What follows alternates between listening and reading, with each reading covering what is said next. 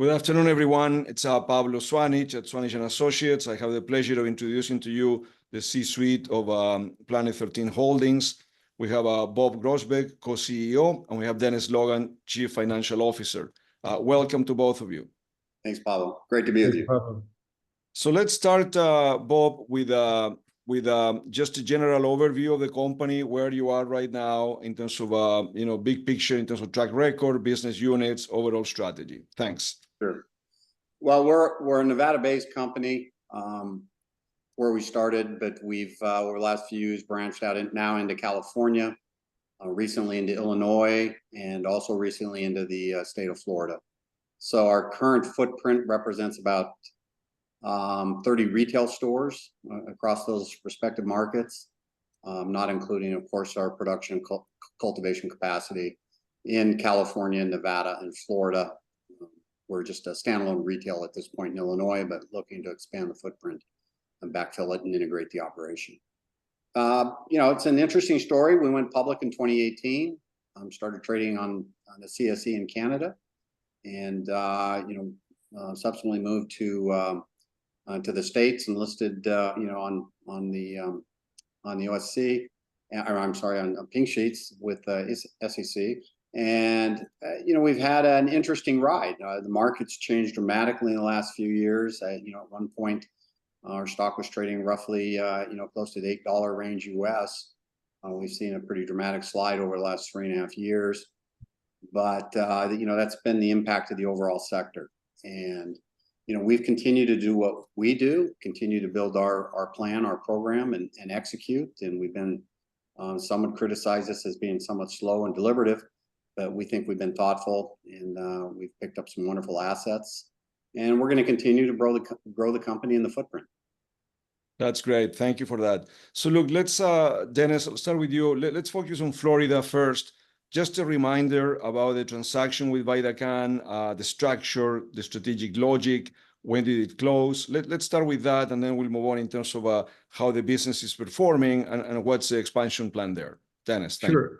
Yeah, so as everyone may recall, we went into Florida in September 21, bought a license from True Leaf Harvest, and then we're going to build out our own network and cultivation facility. And then we came across VidaCann, signed the transaction in August of 23, and it took us until May 10th of 24 to actually close it. We looked at it as a trade of cash and stock for VidaCann, cash on the sale of our Florida license without having to spend money to build out the network. So the transaction itself was about $54 million in dollars worth of common stock, $5 million vendor take-back note, and $4 million in cash. That was offset by us selling our Florida license for $9 million. So we're sort of net positive, $5 million in cash from the overall transaction. Again, it closed on May the 10th, so we'll have 6 weeks approximately of VidaCann's results in our Q2. And as a reminder, we're filing Q2 August the 8th. So you'll get a better picture of the VidaCann trend, the VidaCann details on August the 8th. But when we signed the deal in August, in VidaCann, I think we put out our Q3 pro forma in March of this year, and VidaCann at that time was on track for about $32 million kind of run rate revenue for 12 months. And fast forward, we put out another flash on the VidaCann numbers, and in May of this year, just shortly after closing the transaction, they're on target for kind of the 50 to 52 million. So growing nicely across the store network. They have 26 stores. We have another 5 under construction. One was supposed to open on July 13th, but we're still stuck in this holding pattern with the OMMU and their approvals, given the data breach that happened at the Department of Health in Florida. They've kind of delayed some of the approvals that have been in there. But definitely made great progress on the VidaCann side of the equation, ramping up the same store revenue. Kind of revenue growth, getting it more towards that state average. I think we said they generated about $12.5 million in revenue in Q1. Again, on target for that sort of 50+ million in revenue for the year. you know, and the team has done a great job, you know, improving their flower quality. I think that was one of the biggest criticisms they had over the past, you know, I guess since they started. Tough to grow in Florida. You know, we figured it out. We've augmented the greenhouses with lighting, HVAC, water. You know, kind of control it. We'll probably add some additional extraction capacity and probably add a bit of indoor, you know, kind of 15,000 square foot of indoor grow there to get a premium flower segment too. So it's been going well. You know, I think I probably turn it over to Bob on you talk about you know the plans pre and post November ballot initiative to, you know, if it goes rec and what we want to do there. Yep. Thanks, Dennis. Yeah, obviously, as Dennis indicated, you know, we've got our current store footprint. We call them our neighborhood stores, for lack of a better term, but we're going to continue to build out that portfolio, you know, in anticipation of the ballot question passing in November. If that happens, you know, we're working now to identify locations in anticipation of the positive result. We're looking at locations now. We've kind of honed in on a couple sites that we really like in the Metro Miami area. And then logic dictates we'd move north up into that Orlando metro area. And as we've said previously, we like the Tampa St. Pete region as well, and for the tourist opportunities. So, you know, that's our goal. And, you know, we're going to continue to build the neighborhood store front, regardless of what happens there. We see, you know, our new stores in particular coming online will transition well to the adult use market. We've been fortunate in light of the current market, the locations we secured here in the near term are much better positioned than what we've seen in the past. More parking, higher visibility, just an overall better presence to the market, drive-through opportunities when that's available. So we're real excited about that.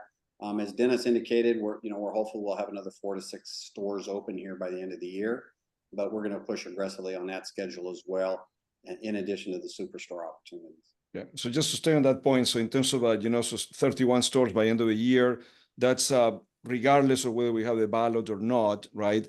But can you talk about what adjustments or improvements can you make to the existing stores? Can you add more tellers? Can you add more space, or you're limited in terms of what you can really do? And also talk about whether I think you're rebranding the stores, if you can touch on that. Yeah, so that's a great point. A number of the stores are conducive to modifications of the footprint. Unfortunately, in most respects, you're limited on your parking. But we do see, upside potential, adding registers at most of the stores. Again, creating, an optimum environment for the customer to get in and get out. Parking is huge. In every market we found that. You've got to be able to accommodate the customer. As far as rebranding goes, we're in the process now, as Dennis indicated. We've got a number of applications pending before the OMMU on that rebrand. Everything is designed. We're ready to go. We're going to do that in a phased process. The new stores are all, of course, being built out under the Planet 13 brand. Everything going forward in Florida will be Planet 13, including right. Superstore in the neighborhood store concept. And in terms of these 31 stores that you would have by year end, are some of those potential superstores, or do you want to wait on that until you have a visibility on the ballot? Yeah, none of them will be superstores. All the existing footprint that's under construction or ready to transition is that traditional neighborhood model. The superstore concept, as you know, is considerably different than a traditional right. store. And just, I'm not getting too far ahead of myself here, but in terms of if you have rec in Florida and you want to have superstores, so you believe that the market there could take up to 3 stores, one in Tampa, St. Pete, one in Orlando, one in Miami? Is that what you're implying? Yeah, we think so. And again, it's interesting. So in Nevada, we look at, our tour segment, which is roughly 55, 60 million a year, which is huge. But you look at the state of Florida, I think it's in excess of 120 million tourists a year. So it's a much larger state from a population standpoint, but it's also significantly larger from a tourist perspective. So right. Okay. And just talking in terms of the brand portfolio, VidaCann had their own brand portfolio, including a brand Tikkun Olam, I believe. What are you bringing in terms of brands? How are you thinking about the brand portfolio going forward? Yeah, our intent is to bring our entire catalog into the Florida market. We have a number of strains that are already there that are in the growth phase. We're going to bring our HaHa beverage line, of course. Our intent is also to bring our gummies into the market. Everything that we currently manufacture here, the goal is to integrate those and sell those into the Florida market. Right. And just, without giving too much guidance, you've seen a significant increase in terms of performance of the stores. Again, assuming the market remains medical, do you think you already reach peak levels for these stores and now it's more about adding more stores, or there's still room to increase the revenue per store under a medical program in Florida right now? Yeah, Pablo, I mean, I think if we look back to your detailed report on Florida, which was, a great job on dissecting the market, you can see where the VidaCann store network average revenue per store is compared to, the industry leader. We're about half. So I think there is upside in that and the existing store footprint, and we can get there by adding additional products. And I think the addition of the brands that Bob was talking about into those stores should drive additional revenue opportunities in the existing network. And then again, continuing to expand the network. Don't want to get too far ahead of ourselves. That's why we're targeting, 5 stores between now and the end of the year, probably another 5 in the first half to 3/4 of 25. Right. And then, depending on what happens in November with rec, we'll kind of revisit that, but sort of targeting, 36 to 39 stores by the end of 25, using the existing footprint of the cultivation and, adding some additional extraction technologies there so we can make all of our own products and get them into the stores. Right, understood. And then just Bob, you big picture in Florida, your view regarding the ballot, do we get the 60% threshold? Is the industry working together in terms of Jason 3 passing that proposal? And even if it passes, do we start by May 5th next year, or does it drag on? What's your read there? Well, that of course is $100 question. Mm-hmm. If you're looking at the numbers now, which we follow very closely, it's trending toward passage. So I think we're gonna get there. It's unfortunate the governor's been working actively against the effort, but I don't see that getting the traction that I think some thought. I think the public wants this, and they want it by a very large percentage. Again, we're gonna continue to follow it and work toward that, but we're optimistic, and if it does pass, yeah, it's unpredictable how fast the OMMU will work once they get the regulations. Right. The legislative process can be quite slow, as we all know. So we're going to get positioned for that, but it's not going to happen overnight if experience is any indication. But right.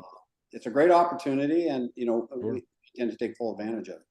No, I mean, again, congrats on the progress you're making in Florida, and of course on the transaction, very strategic. Look, I'm going to take questions, online from Twitter, Zoom, emails that we are receiving, and I'll try to weave them in as we go. Someone is asking me regarding Florida, what if the ballot passes and you start selling, whether in 25 or 26, as a way to appease the governor, would the dispensaries like yourselves be willing to sell hemp derivatives in your stores if that were to be allowed? Ooh, yeah, it's a good question. I'm not sure where we are on the derivatives. There's a real, that's a minefield of its own. I know that Delta 8, Delta 9 have, found significant market size in a lot of areas, but there's a lot of questions on, whether they're truly compliant with that 0.3%, dry versus wet weight. I just don't know if I'm ready to jump into that now. I think we're going to focus on THC. Yeah, no, that's good. Thank you for that. All right, just moving on to the Superstore complex in Las Vegas. Dennis, maybe you can remind the audience here the additions that have been made recently and what's still pending, and how are those additions performing and contributing to the performance of the Superstore? Sure. So we have the restaurant that's being now run by a third party, driving some decent traffic. We've expanded the grand hallway to the probably double the length it was before. Added a tattoo parlor. Have a space set aside for podcasts, etc. Have an open area at the end of the hallway where we've hosted Pauly Shore and live on YouTube, so we can sell ticketed events out there. The hallway itself is now licensed for alcohol that we can supply from the restaurant. And then we've opened the Days Consumption Lounge. I think we opened that on April the 4th. It's been a success, seeing it continue to grow in terms of its daily revenue. 85% margins in that Days Consumption Lounge, which allows people to try the product, and then they can go back into the dispensary and purchase, and then when they're leaving the building. And then we have a big, Cannabis is largely built out. They should be opening, Bob, I don't know, we keep talking about it, but I'm thinking that, sometime in the next 60 days, we should see that museum concept open up, and that will also drive event traffic to the superstore. We still have about 30,000 square feet that is unfinished right now in the back. We do have plans for that we're not fully baked on yet, but the existing additions to the superstore complex are driving traffic to the store. Traffic overall in the state is down, compared to where it was in the peak of 2021. But we're still seeing substantial visitor traffic, and we're working with other attractions in the area, busing people back and forth between our location and the other locations, like that have adult entertainment stuff, so we can get customers back and forth, and that's adding to the daily traffic flow. So we're doing as many things as we can to help drive traffic to the superstore, to really get an enhanced and expanded experience there and get more people in. Right. And in terms of the store itself, have you made any changes to the store itself? I mean, have you added more tailors, more space, or the store itself is the same space pretty much? No major change. Yeah, I mean, we had a big expansion in the store in September of 23. I think I think it was 23, maybe it's 22, Bob. You'll have to help me there. 22?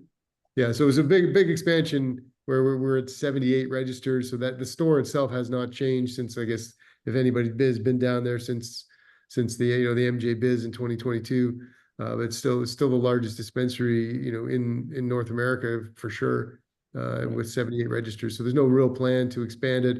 We've done some store-in-store concepts that change over time, but really looking at driving people and driving traffic through that existing footprint.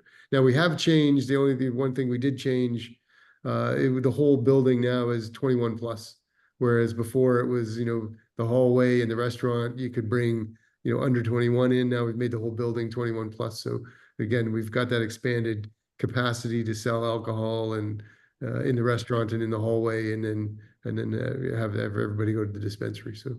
Okay, and here again, taking questions online. Someone asking about the competitive environment around the store. Someone implying that some of your competitors in the area are not doing as well as they used to, like say the Dry Key store, for example. I know we don't want to talk too much about competitors, but any comments you can make about how the competitive scene nearby has changed for you in that area, for better or for worse? Yeah, it's a difficult market, no question about that. The number of licenses is more than doubled over the last few years here in Clark County. It's created a lot of pressure on existing operators. We've obviously felt heat as well. We're continuing to perform as Dennis indicated, but yeah, I mean, it's had an impact, and we've got a number of stores in the nearby vicinity, some of whom have seen significant revenue drops. Right. And look, my goal, my objective, of course, is just stay focused on Planet and growing our operation and succeeding. Right. I feel sorry for them, but I'll take all their extra customers that they lose. So. Yeah. I mean, from my read, very anecdotal, it seems that whatever the market is in that area, you're apparently gaining share because other stores are not as busy as they were before. That would be my read. Yeah, we're fortunate, and we're continuing to maintain our share of the market. And again, but as Dennis indicated, the state numbers indicate, the sales numbers are down, and they're consistently down. But we're hopeful to turn with some of these catalysts in Washington if they come to fruition. Look, I mean, without too much detail, but do you think that is it really the economy? Is it that there's less traffic? Is it price deflation? Or is it that, just too many stores in the strip sell hemp derivatives and that's hurting your business? I know it's a bit of all of the above, but if you had to pick on one of those, what would you say is the main issue? Yeah, I was going to say it's a combination of all of them, but okay. The economy is difficult. A large segment of our customer base is really suffering right now, just making ends meet. Cannabis is is an afterthought. It's after rent, food, gas. Yeah, it's a real issue. The Delta 8, Delta 9 shops, propping up on the strip, not playing by the same rules has also been problematic.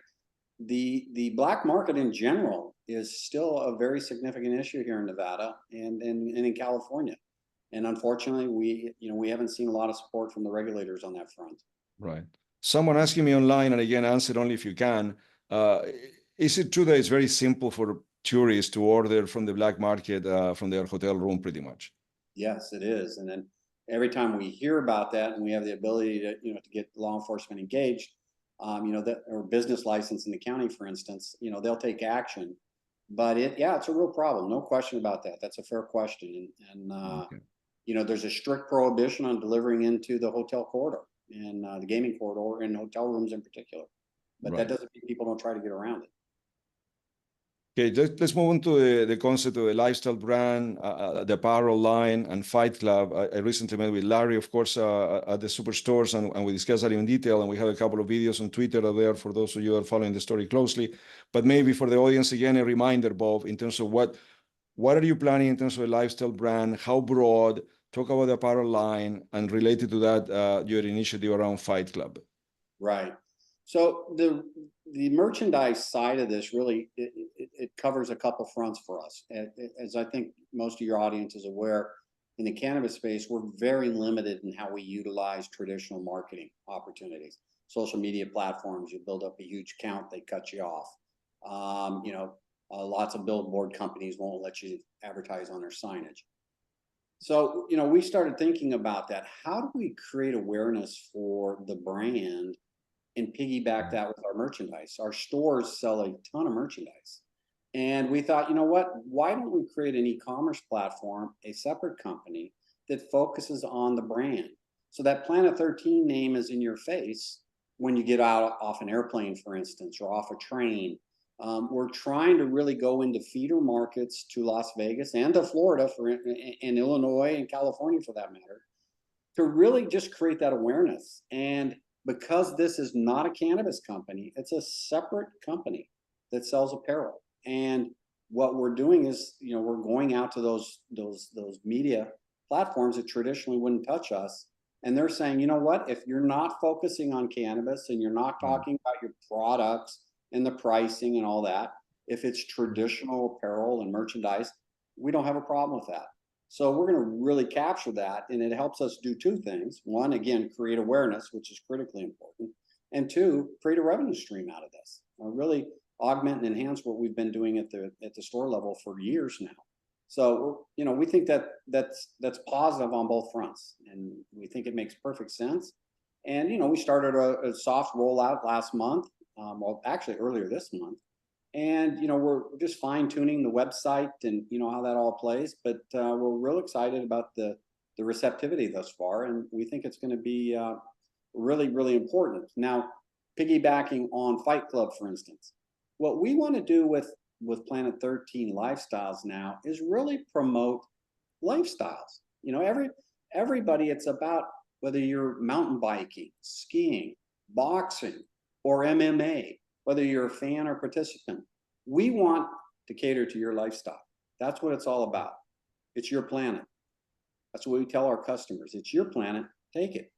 And so now we're reaching out to these various segments of the sports and entertainment industry to really play on that and really promote our merchandise through those platforms as well. Right. So Dennis, maybe without giving guidance, but can you try to put some metrics or quantify how big the apparel line could be in terms of sales? And a reminder for the audience, where does this confidence come from in terms of what metrics you have that give you comfort that you have that you have the potential to build a lifestyle brand here? Well, I think it goes back to two fronts, Pablo. One, looking at it as an advertising medium, to support the cannabis sales is one aspect of it.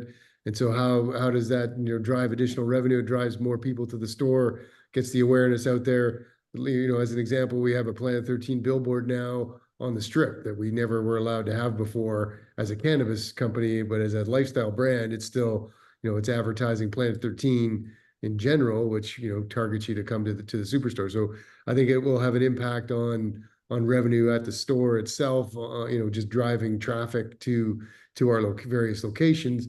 And then, as far as the potential of the lifestyle brand itself, as Bob alluded to, we're just starting that rollout. It could have a big impact.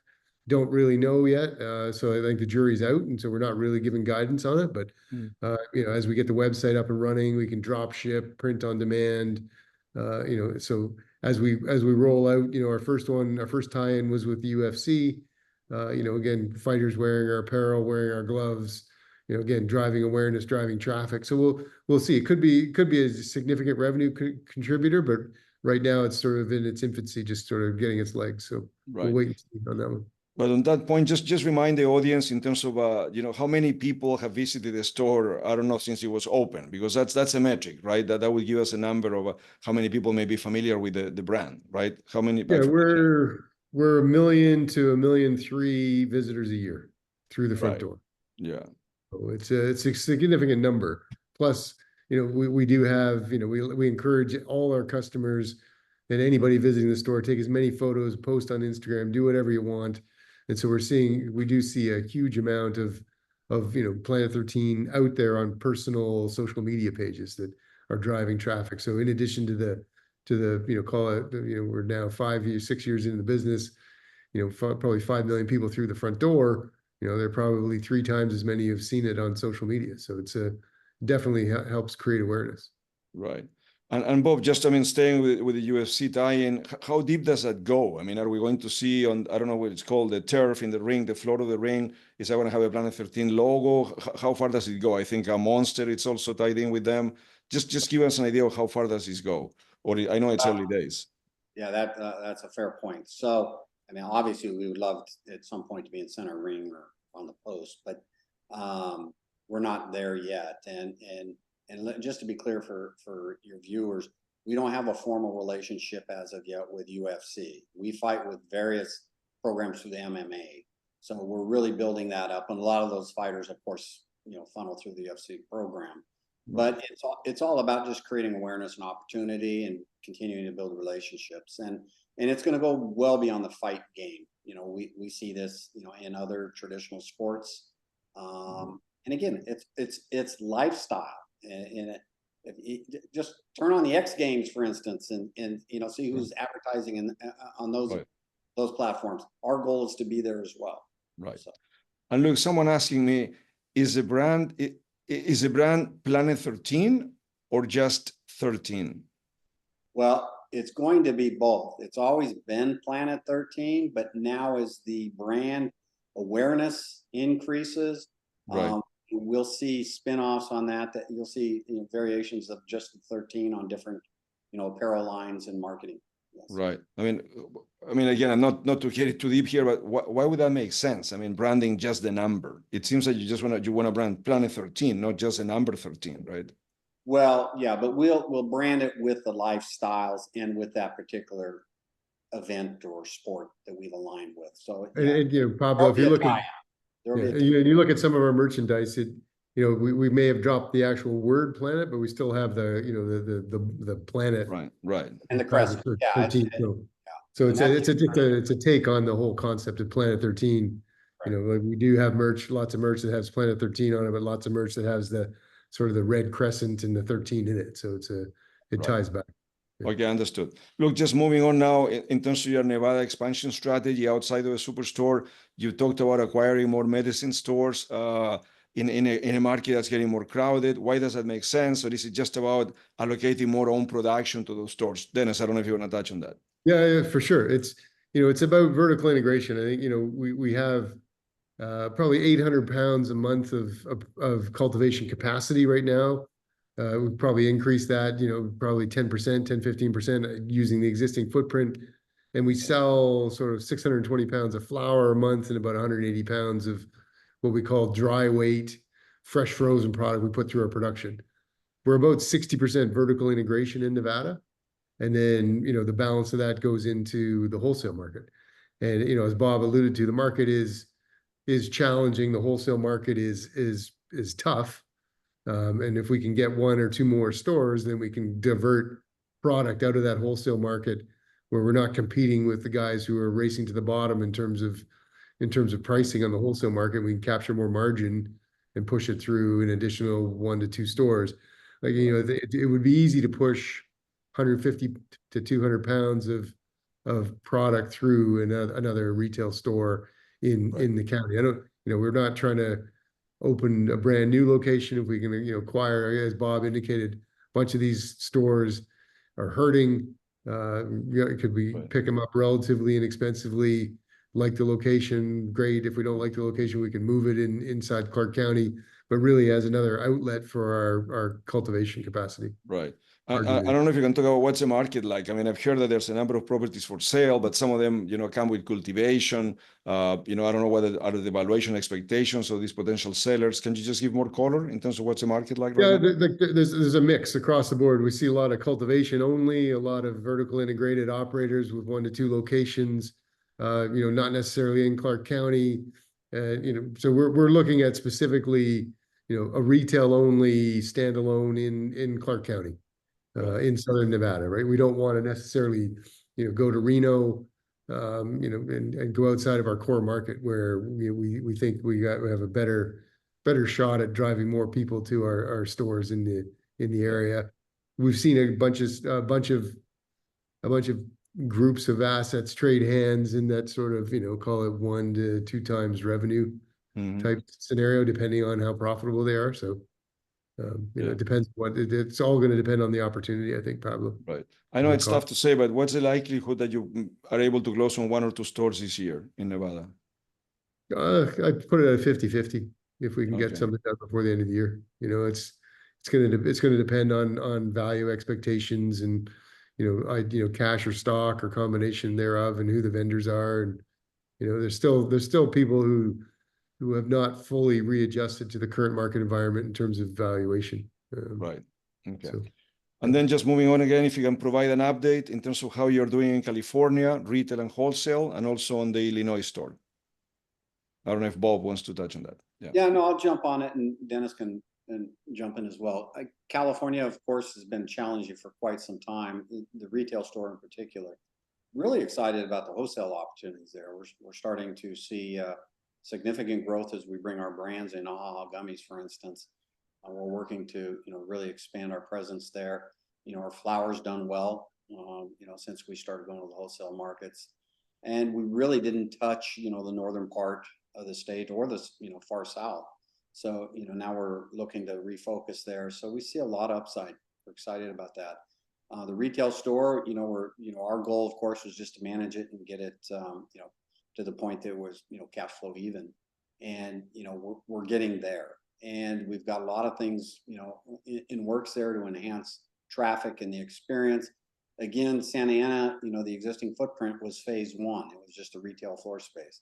We've not had the opportunity to come in and tuck it in and with other experiences like we've done in Vegas. But we are working with the city of Santa Ana, you know, to have a full-time lounge experience on property. You know, looking at some other things, again, to draw traffic and just keep people on site, looking at some other food amenities as well, you know, to partner there. So it's been slow. We've been very deliberative, but again, you know, our goal in the near term was, you know, really just contain costs down there and grow. And Santana now, I think it's like, what is it, like 33 stores, and now you have Costa Mesa nearby also opening stores, or am I wrong about that? It's still, you know, the only place in the OC selling Oh, no, you're right. Yeah, there's a lot of competition, and again, in California in particular, much like Nevada, our biggest competitor is not the legal storefronts; it's the market. That's the real issue. Okay. Understood. And then in the case of Illinois, can you provide an update how the store is going? You open, I think, in late December, January. How is that going so far? The Illinois store. Well, I think the store is doing well. And again, we've got more competition coming in the nearby vicinities. We anticipated that. So we've got a couple stores that were open, a couple more that have now been permitted. But, you know, we think we made the right decision. We've now, our objective was to pull about half of our traffic from the Metro Milwaukee market, and the numbers are bearing that out now. So we're going to continue to focus on Wisconsin and drive more traffic out of Milwaukee. And it's a wonderful location. It's in a fantastic retail environment with a large casino complex right across the street. Right. So we're excited about that. You know, we're going to continue to grow it and continue to, you know, to look for opportunities in that market. We still think there's a lot of upside in Illinois. But would you consider doing a superstore in Chicago, in the greater Chicago area at some point, or that's a tough ask? Yeah. Well, we'd had this conversation a year and a half ago, I'd say yes, for sure. But that market is very, very challenging in the downtown core. It doesn't make sense from a cost standpoint, and all the uncertainty surrounding the politics there. So, you know, we think we made the right decision getting out into the suburban area and, you know, trying to focus on that Wisconsin traffic. Right. And without, again, too much detail, but you said that I think there's some new social equity stores that have opened nearby. Your store is probably larger. I'm just trying to understand the nature of the competition that's open nearby from your Illinois store. Well, the stores are probably a little smaller than ours. Again, this is not a superstore. This is a traditional, again, what we call neighborhood store. Roughly about 5,000 square feet. It's very nice. Does really well. It fits really well into excuse me, the Fountain Square complex that I mentioned. But you know, again, there's a lot of upside there. We've got to continue to be aggressive in marketing and creating awareness. And you know, it's all about getting people to know who we are. Because once we get you to the store, we're confident we're going to get you to come back. Yeah. No, thank you for that. Before we move on to other financial matters, balance sheet, where we are regarding the El Capitan matter. So Dennis, without putting words in your mouth, I mean, obviously over the next 12 months, the biggest growth opportunity for Planet 13 is in Florida, right? I'm just trying to, when people are looking at the superstore expansion, Nevada, Illinois, California, Florida, maybe I'm stating the obvious, right? But is that the way to think about it? Yeah, I think so. I think growth is, you know, the near-term growth is in Florida, given the store network, the stores we plan to open there, the upcoming ballot initiative, et cetera. So yeah, I would say the near-term growth is Florida. Yeah.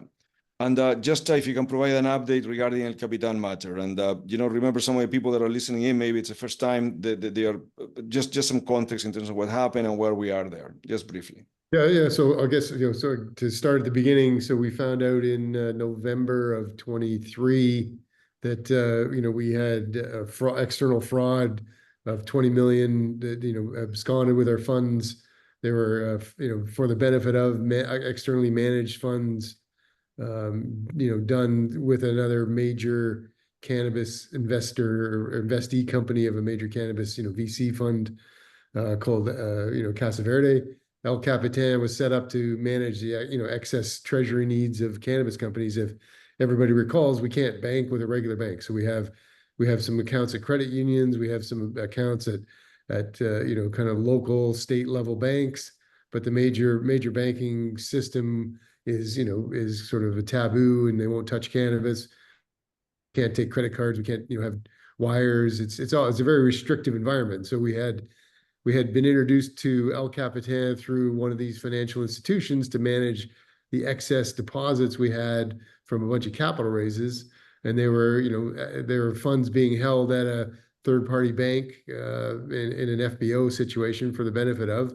We went through, you know, a KYC with the underlying bank. They knew it was, you know, a cannabis company FBO situation, and then the advisor, unbeknownst to us, took the money and did other things with it. So we have, you know, we launched a major lawsuit and complaint in November. The trial kept getting pushed back. We have, you know, of the 20 million that was at risk, 5 million of it was sitting with the sheriff in Orange County. We have taken back 3 million of that. We've got a trial on July the 19th for the $2 million balance. We've traced an additional 5 to 7 million of funds. So we think that, you know, there's a near-term recovery of an additional, call it 7 million. So we'll get to that sort of 10 plus million recovered from the 20. And then we'll have to wait. We'll have to see, you know, where that the balance of the cash is. We had a court-appointed receiver put in. We have control of the El Capitan, you know, building, office, technology, emails, and so it's all part of this trial is coming up on the 19th, and then, you know, further, you know, launching lawsuits against the the company, the founders, the partners, and the investor, Casa Verde, to try and recover as much as we can of that. So I think, near term, there's 2 million that's probably gets decided at this trial, and then another 5 to 7 that we'll get, visibility on and clarity on where we're going to get that back over the next 4 to 6 months. And then again, as the balance of the 10 or the 9 to 10, we're going to have to wait and see where it is. And just in terms of what you can share, why is the legal action also against Casa Verde and not just against El Capitan? Well, because Casa Verde was a founding shareholder of El Capitan. They had a board member sitting on a 2-person board at El Capitan. They knew exactly what the business model was. They knew that the money was in FBO accounts. They ended up getting a judgment against El Capitan to enforce a share repurchase agreement and try to seize our assets. And so, we basically said that, they're at fault just as much as the management of El Capitan, because they knew what was going on. And, Right. you can't tell me that a VC that's sitting on a board overseeing an investment that they have valued at 100 million plus isn't going to know what's going on. And then they try and enforce a summary judgment for 35 million and take money that isn't theirs. So, we're just not having that. So, yeah. And if we look forward, what lessons has the company learned from this in the context of all the regulatory constraints that you have, of course, and what safeguards have been put in place to maybe prevent this happening again? Yeah, I mean, the biggest thing was that FBO account. I mean, I think we got a little complacent when we were introduced to El Capitan through the banking system that we were using, and for the first call it 24 or 30 months, working like clockwork. We'd put money in, we'd direct it, they would make payments for us, and there was no issue. There was no cause for concern.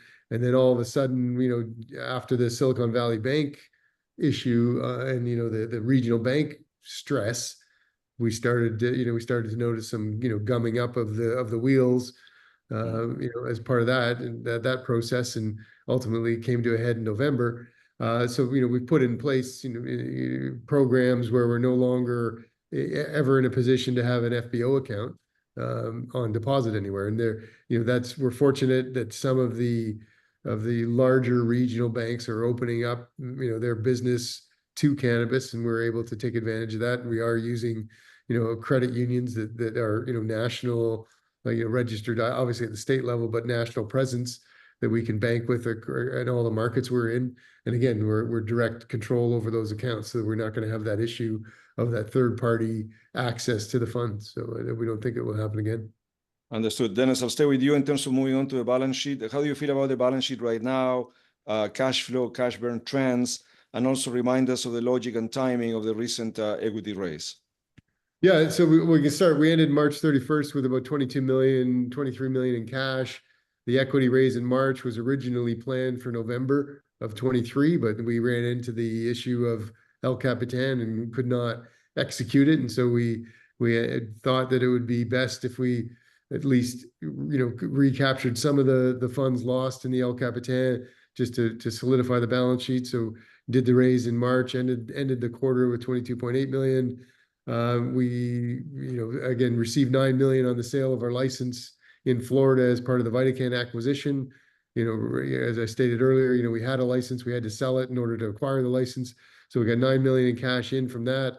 We used 4 million to pay the VidaCann cash acquisition part of that. Feel pretty confident about the balance sheet right now. We're coming out with our Q2 in August the 8th. We will come out with the VidaCann pro forma financial information probably in the next, we have to file it by the 24th of July, but it'll be significantly higher cash than the 23 million that we showed at the end of the quarter. We did have negative cash flow in the Q1 of about 1.4 million. Most of the CapEx, at least outside of Florida, has been done.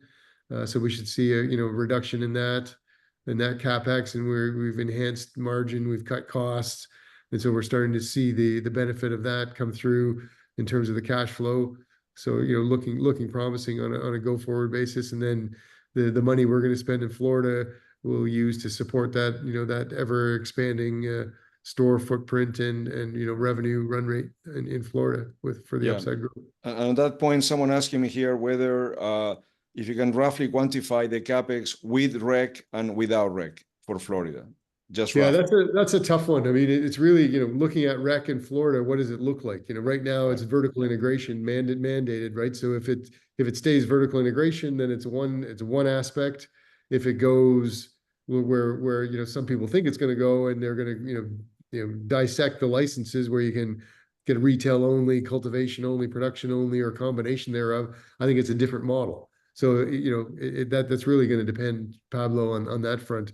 Because if we're forced vertical integration, then you look at the superstore in Las Vegas as an example, 60% vertical integration of our own product, 40% third party.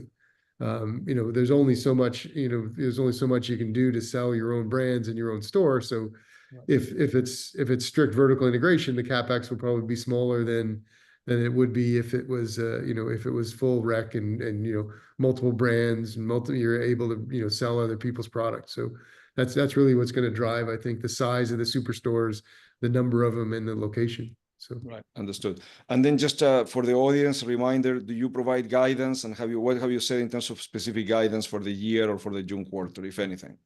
Yeah, no, we don't provide guidance. We never have, but as Bob said, it's been a tough market in Nevada. So we're trending, kind of flat to slightly down. You can see that in the monthly updates that the Department of Tax puts out on the cannabis sales. Your report in Florida shows decent growth in the Florida market. We're gaining in Illinois, and California is stabilizing. So I think overall it's looking positive and up, but specific guidance we have not provided anything formal. Understood. Look, I'm going to take some questions here again online. Maybe one for you, Bob. Again, from your perspective, how well or not so well is the industry working together in Florida in terms of yes on 3? Well, I think the industry's united in support of question 3. There's no question about that. We've watched it closely. We've worked with our lobbyists, our internal teams.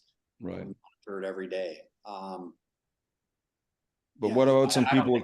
Could some people say that Trulieve is carrying the burden in terms of spending? Well, they are carrying the burden. But you know what? They're driving the bus, and it's their bus to drive. And and they haven't asked us for support. And frankly, they don't need to ask us for support. But we will support where we can through our contacts, our lobbyists, our attorneys. Right. And we're doing everything we can to help push the issue along as well from our perspective. And separate but related question also, someone asking, like, is the industry or yourselves, is anyone trying to make some outreach to the governor, right? To maybe close the divide or bring the parties a bit closer together? Or that's just unrealistic right now? Yeah, look, I think there's been plenty of outreach. There have been plenty of attempts to reach him on this issue. I think he's been, recently been pretty consistent in his opposition to adult use. I don't know why. I don't have a direct relationship with him, so I'm just speculating. But his public comments make it very clear that he's not a proponent. But again, I think the voters, they see a different path. They want to see adult use, and they want to see it legalized. So I'm going to put my faith with the voters, and I'm confident they're going to make the right decision in November. Right. Dennis, someone asking about, your stance on 280E.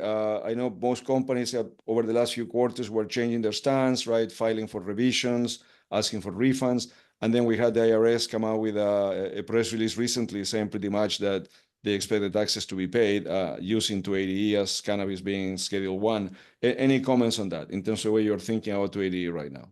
Yeah, no, we're gonna follow the lead of some of our competitors. We are gonna refile or file amended returns for 2020 to 2023, claiming the refund. If the IRS does give it to us, that's fantastic. We'll sit on the cash and wait for the the court challenges, et cetera, that we think will come. There are a bunch of cases ahead of us. Obviously, Trulieve being one. I mean, I look at the IRS and say to myself, if you file an amended return and the IRS sends you the refund, they have to have done some homework on it before they would file, they would give it out. So to issue $140 million to TrueLeave in that sense, to me, opens the door wide for the rest of the industry to adopt the same stance. So that's what we are going to do. We're in the process of getting those amended returns filed. We will still, from I guess from an accounting perspective, it's called an uncertain tax position if we take the position that 280E doesn't apply. So we will continue to present our financial statements as if 280E applies, but we're no longer going to pay our taxes. So you'll see our tax payable balance will continue to grow. We are filing, as I said, for those refunds. Quantity, I don't think we've disclosed the amount that we expect to potentially get back, but we'll see that when it comes in. Right. But again, we'll continue to present numbers as if 280E applies and accrue the tax, but not pay it. No, that's all very clear, and you were very transparent there. And I know that that's pretty much what you said, I think, in the last conference call, right? The earnings conference call. But there was a press release from the IRS a few weeks ago, right? I don't know if it was a month ago, but you would think that would make you change your plan, or not really? You don't think it's right? No, not really. Not really. Based on the legal advice we got, on our position, obviously, we had to get legal opinions on the position we're taking on the refiling in order to have support to have our tax preparer, do that refiling, because there has to be it's a fairly high bar to file those amended returns, and the filer, faces some penalties and issues if they file, frivolously. So we do have legal opinions on that front, and both sets of counsel that we've used on those opinions, we're expecting the IRS to respond, and now we know what their response has been, and it doesn't change our position in terms of that filing, and we expect that position that the IRS has come out with will get challenged and will get decided in the courts over the next six to 9 months. So, understood. Look, Bob, just a couple of more questions here. One, someone online, it's a bit of a broad question, but and you've touched on it in part already, but it's something along the lines of compared to when you started and the vision you had for the business and how it would progress, right? What worked and what didn't work. We're focusing here on Las Vegas specifically. And what pivots did you have to make along the way? Just briefly, if you can touch on that, but I know it's a bit of a broad question. Compared to whatever vision you had at the beginning, how much adjustments have you had to make along the way? Oh, well, we've learned a great deal, of course, and we're still firm believers that the superstore concept works in the right market like Vegas. We still believe strongly, and the data supports the fact that customers, particularly customers that are on vacation, they value an experience. They want an experience. Now, does that work in every market? No. So we've gotten very, very careful in fine-tuning, our programs as we start looking at superstore sites in Florida, for instance. But I'll give you an example. California, closer to home. California, we had expectations of revenues similar to what we were seeing in Vegas. It just has not materialized. It has not panned out. It's a vastly different market. We didn't anticipate the extent of the underground market there. We didn't anticipate the explosion of licenses in the nearby vicinity. But again, we've learned, we're much more careful. And as we move forward, we'll continue to build out in phases like we've done in Vegas, to protect and preserve capital where we can. Yeah, good. Thank you. Look, and one last one. This is again on the regulatory front. I don't want to get into rescheduling and your views on it, unless you want to share them. But someone saying, like, given it's taken so long to get safe banking done and the rescheduling process, it's still a bit up in the air in terms of how long it's going to take, whether we get a final ruling before the election. Wouldn't it be better just to do a constitutional amendment and legalize cannabis? I mean, what's the probability of that? Again, I know there's a lot there, but any thoughts on that, Bob, from your perspective? Well, on a constitutional amendment, there's zero chance of that happening. Just nationwide, that would be almost impossible in this environment. I am still guardedly optimistic that because of the political season, we're going to see something happen out of the White House with respect to rescheduling. Been a lot of decisions, the Chevron progeny case and all those issues, and a lot of the talking heads have said that that's done. I don't necessarily buy into that. It changes how the administrative process is reviewed, but I'm still confident we're going to see something. I agree with your questioner. We've had so many false starts and stops, and unfortunately, politicians have used the industry as a fundraising mechanism time after time after time to advance causes, and they talk with no follow-up. I do think this time, I think we're going to see something. So I'm still, I'm guardedly optimistic, as I said, that we'll see something come out of the White House, before November, just because of the politics. So Sure. Right. banking, that'll fall into place if that happens, of course. Yeah, no, that's good. That's great. Look, thank you very much to you, Bob and Dennis, for joining us today, and everyone that joined in the audience also. Any closing remarks you might want to make here, Bob or Dennis? But again, thank you very much for coming in. Yeah, I want to thank you for the opportunity, to talk to your audience. And, I think if I can leave them with one thing, it has been in a challenging sector. There's no question about that. But is it the end of cannabis? Absolutely not. I still think we're going to see a reemergence. I think the market's going to be stronger than ever when we see one of these federal catalysts hit. And looking at Planet 13 in particular, we've been undervalued for a long time. And I think we're unique amongst the MSOs with our balance sheet and our strategy moving forward, and how we envision cannabis tying into lifestyle. And we're excited about the future. Again, notwithstanding the challenges, we think better days are coming. That's great. Thank you very much. Dennis, Thank you you. add anything else? Dennis, did you want to add No. anything else? No. Yeah, nothing Okay. really to add to that, Pablo. Just undervalued, underfollowed, clean balance sheet, lots of upside in Florida and Nevada and California and Illinois. So Great. Thank you very much. Everyone, have a good day. Thanks. Thank you. Bye.